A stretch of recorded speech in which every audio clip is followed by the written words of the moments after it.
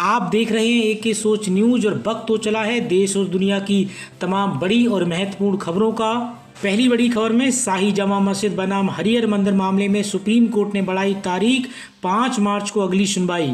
उत्तर प्रदेश के संभल की शाही जामा मस्जिद बनाम हरिहर मंदिर मामले की सुनवाई संभल के जिला न्यायालय के सिविल जज सीनियर डिवीजन कोर्ट में होनी थी, लेकिन सुप्रीम कोर्ट की रोक के कारण सुनवाई 5 मार्च तक टाल दी गई है। जामा मस्जिद पक्ष ने सुप्रीम कोर्ट के आदेश की प्रति स्थानीय कोर्ट में प्रस्तुत की और कहा कि सुप्रीम कोर्ट के आदेश के अनुसार अभी इस मामले की कोई सुनवाई नहीं हो सकती।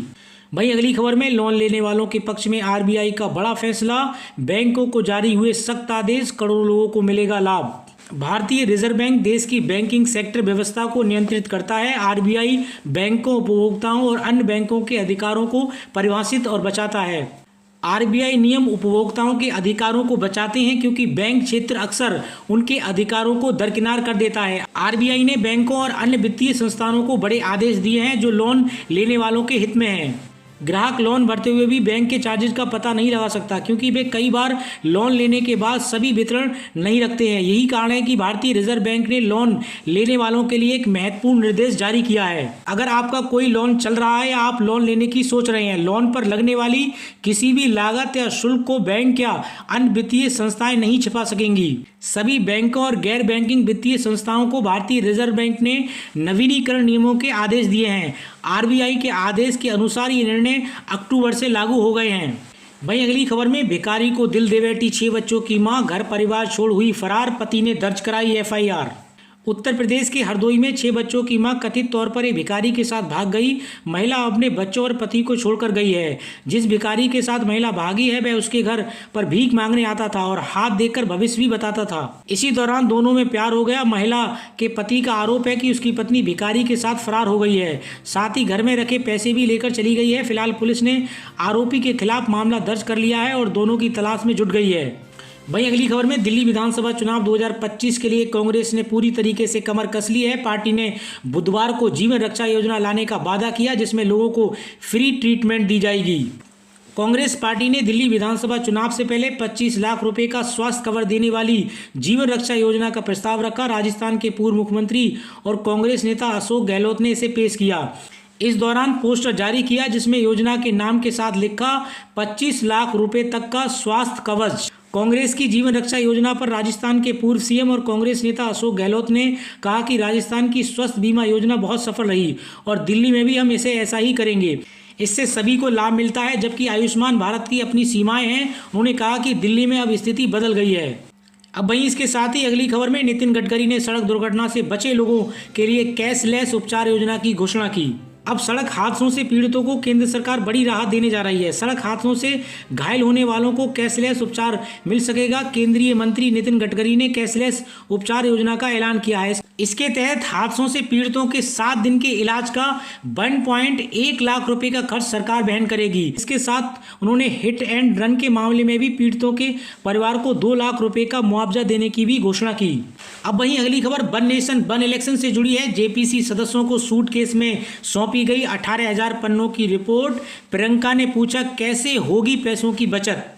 एक देश एक चुनाव को लेकर संसद की संयुक्त समिति की पहली बैठक बुधवार को ही। इस दौरान सत्ता पक्ष विपक्ष के जुड़े तमाम सांसदों ने अपनी अपनी बात समिति के समक्ष रखी। सत्ता पक्ष से जुड़े हुए सांसदों ने जहां इस बिल को देश की जरूरत बताया तो वहीं विपक्ष के सांसदों ने बिल को राज्यों के अधिकार छीनने वाला बताया। सूत्रों से मिली जानकारी के मुताबिक इस बैठक के दौरान पहली बार सांसद बनकर संसद पहुंची और इस कमेटी का हिस्सा बनी प्रियंका गांधी ने एक देश एक चुनाव पर कहा कि सरकार को यह भी बताना चाहिए अगर देश में सारे चुनाव एक साथ होते हैं तो उससे पैसे की बचत कैसे होगी।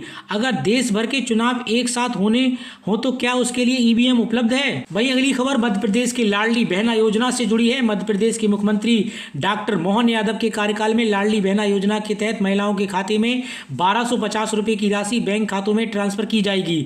इसके लिए सरकार द्वारा संबंधित अधिकारियों को पत्र लिखकर दस्तावेजी कार्रवाई पूरी करने के आदेश जारी किए गए हैं। प्रदेश सरकार आगामी 10 जनवरी 2025 को महिलाओं के बैंक खाते में योजना की किस्त के 1250 रुपए ट्रांसफर करेगी। वहीं अगली खबर में आंध्र प्रदेश को PM मोदी ने दिया 2 लाख करोड़ रुपए का गिफ्ट। लोगों को मिली कई सुविधाएं। प्रधानमंत्री नरेंद्र मोदी गुरुवार को आंध्र प्रदेश के दौरे पर पहुंचे। यहां पर वह 2 लाख करोड़ रुपए से अधिक परियोजनाओं का उद्घाटन और शिलान्यास किया। पीएम मोदी ने यहां पर एक रोड शो भी किया। इस दौरान भारी संख्या में लोगों का हुजूम उमड़ा और पीएम मोदी के साथ राज्य के सीएम चंद्रबाबू नायडू और डिप्टी सीएम पवन कल्याण भी मौजूद रहे। वहीं अगली खबर में, अगर आपने अभी तक अपने आधार कार्ड को अपडेट नहीं किया है तो जून 2025 से पहले करा लें। आधार कार्ड अपडेट कराने के लिए ग्राहकों को अपना डेमोग्राफिक डेटा, पता, date of birth, mobile number की जरूरत पड़ेगी। आधार कार्ड अपडेट के लिए नाम, जन्मतिथि, रिहायशी प्रमाण पत्र या अन्य निर्धारित पहचान पत्र ऑनलाइन अपलोड कराना होगा। बायोमेट्रिक जानकारी में बदलाव करवाना है तो 100 रुपये और कोई डेमोग्राफिक जानकारी अपडेट करवाना है तो 50 रुपये की फीस देनी होगी। वहीं अगली खबर में, बिहार विधानसभा चुनाव से पहले 4 विधायकों ने छोड़ी तेजस्वी का साथ, पार्टी ने जारी की लिस्ट। बिहार में इस साल के अंत में होने वाले विधानसभा चुनाव से पहले राष्ट्रीय जनता दल के 4 विधायकों ने पार्टी का साथ छोड़ दिया है। पार्टी ने इन विधायकों के नामों की लिस्ट भी जारी की है। बिहार विधानसभा में विपक्ष के नेता तेजस्वी यादव इन दिनों में कार्यकर्ताओं के दर्शन और संवाद का दौरा कर रहे हैं। आज इस क्रम में वो बक्सर पहुंचे थे। इसी बीच मुख्य विरोधी दल के सचेतक अख्तरुल इस्लाम शाहीन ने बिहार विधानसभा के अध्यक्ष को एक पत्र लिखा। इसमें उन्होंने बताया कि राजद के 4 विधायकों ने अपनी इच्छा से पार्टी छोड़ दी है। इसमें से प्रहलाद यादव, नीलम देवी, चेतन आनंद और संगीता कुमारी का नाम शामिल है। वहीं अगली खबर में, आधार कार्ड से मिलेगा 50,000 का लोन, बिना गारंटी के होगा फायदा। भारत सरकार ने कोविड-19 से प्रभावित व्यापारियों को सहायता देने का जिम्मा उठाया है। सरकार ने इसके लिए प्रधानमंत्री स्वनिधि योजना 2020 शुरू की है। छोटे व्यापारियों और रेहड़ी पटरी वालों के लिए खास इस योजना को बनाया गया है। योजना के तहत लाभार्थियों को बिना किसी गारंटी के आधार कार्ड से लोन मिल सकता है। शुरुआत में व्यापारियों को 10,000 रुपये तक का लोन दिया जाता है। इस लोन को चुकाने के लिए बाद में उन्हें 20,000 का लोन मिलेगा। ये लोन भी चुका दिया तो उन्हें 50,000 रुपये तक का लोन मिल सकता है। ध्यान दीजिएगा, इस योजना के लिए आधार कार्ड बहुत जरूरी है। आधार कार्ड के इस्तेमाल से व्यापारी सरकारी बैंक में आवेदन कर सकते हैं। लोन को 12 महीने के अंदर चुकाना होगा। वहीं अगली खबर प्रधानमंत्री किसान सम्मान निधि से जुड़ी है। किसान योजना में अब नहीं मिलेगी अगली किस्त, आए नए नियम। प्रधानमंत्री किसान सम्मान निधि योजना, जो अब तक करोड़ों किसानों के जीवन में सुधार ला चुकी है, 2025 से नए नियमों के तहत कार्यान्वित होगी। इस संशोधन का उद्देश्य योजना में पारदर्शिता लाना और सही लाभार्थियों तक सहायता पहुंचाना है। हालांकि नए दिशा निर्देशों के कारण बड़ी संख्या में किसान इससे वंचित हो सकते हैं। सरकार द्वारा घोषित किए गए नियमों के अनुसार केवल वे किसान प्रधानमंत्री किसान सम्मान निधि योजना का लाभ ले सकेंगे जिनके नाम पर व्यक्तिगत रूप से भूमि दर्ज है। इसका अर्थ यह है कि जिन किसानों की जमीन उनके दादा, परदादा या संयुक्त परिवार के नाम पर है, उन्हें योजना के लाभ से वंचित किया जा सकता है। वहीं अगली खबर बुजुर्गों और विधवा महिलाओं से जुड़ी है। बुजुर्गों और विधवा महिलाओं के लिए अच्छी खबर है। मकान बनाने के लिए अतिरिक्त सहायता देगी यूपी सरकार। यूपी में रहने वाले बुजुर्गों और विधवा महिलाओं के लिए अच्छी खबर है। यूपी सरकार शहरों में बिना मकान के इधर उधर रहने वाले बुजुर्गों और विधवाओं पर परित्यागता महिलाओं को मकान बनाने के लिए अतिरिक्त सहायता देगी। प्रधानमंत्री आवास योजना 2 में क्रमशः 30,000 रुपये, 20,000 रुपये की अतिरिक्त सहायता के रूप में दी जाएगी। उच्च स्तर पर इसको लेकर सहमति बन गई है और जल्द ही कैबिनेट में प्रस्ताव पास कराने की तैयारी है। केंद्र सरकार द्वारा लॉन्च की गई प्रधानमंत्री आवास योजना 2 को राज्य सरकार उत्तर प्रदेश में जल्द ही शुरू करने जा रही है। इस योजना में शहरी क्षेत्रों में मकान बनाने वाले पात्रों को 2.50 लाख अनुदान तो दिया जाएगा। साथ ही जिन वरिष्ठ नागरिकों के पास अपना मकान नहीं है उन्हें 30,000 रुपये अतिरिक्त दिया जाएगा। इसी तरह से एकल महिला विधवा व परित्यागता को 20,000 रुपये अतिरिक्त दिया जाएगा। राज्य सरकार का मानना है कि 2.5 लाख के अलावा अतिरिक्त सहायता मिलने से इन जरूरतमंदों को मकान बनवाने में काफी सहायता हो जाएगी। इसके लिए इनके पास अपनी जमीन होनी चाहिए। वहीं अगली खबर राशन कार्ड से जुड़ी है। 31 जनवरी तक ठीक करवा लें राशन कार्ड की गलतियां, वरना नहीं मिलेगा सरकारी योजनाओं का लाभ। भारत सरकार का नेशनल फूड सिक्योरिटी एक्ट देश के करोड़ों गरीब और जरूरतमंद लोगों को राहत देने वाला है। इसके तहत कम कीमत पर मुफ्त राशन उपलब्ध कराया जाता है। लेकिन अगर आपके राशन कार्ड में गलतियां हैं तो आप इस योजना का लाभ नहीं उठा पाएंगे। 31 जनवरी तक राशन कार्ड की गलतियां ठीक करवा लें। इसके बाद सुधार का मौका नहीं मिलेगा, जिससे सरकारी योजनाओं का लाभ नहीं उठाया जा सकेगा। ऑनलाइन पोर्टल से पूरी प्रक्रिया जान लें।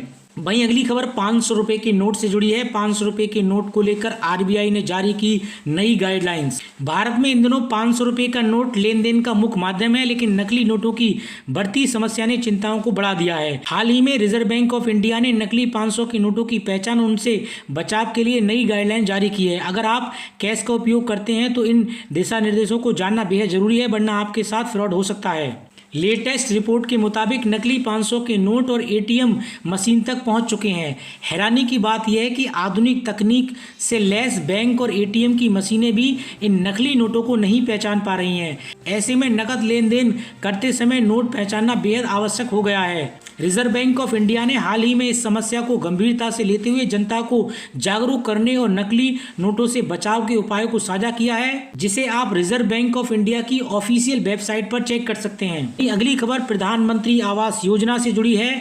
अब आसानी से मिल सकेगा पीएम आवास, आवेदन के लिए शुरू हुई नई व्यवस्था। केंद्र सरकार की महत्वाकांक्षी प्रधानमंत्री आवास योजना की शुरुआत वर्ष 2017-18 में हुई थी। इसके तहत अभी तक 1,31,000 से अधिक आवास बनकर तैयार हो चुके हैं, अभी बन भी रहे हैं। इसमें 3 किस्तों में 1,20,000 रुपए लाभार्थियों के खाते में भेजा गया है। अब आवेदक आवास के लिए मोबाइल पर भी आवेदन कर सकते हैं। वहीं अगली खबर में HMPV से 100 गुना खतरनाक वायरस फैल रहा है। पहली मौत हुई, कोविड के बाद एक बार फिर से तबाही की दस्तक।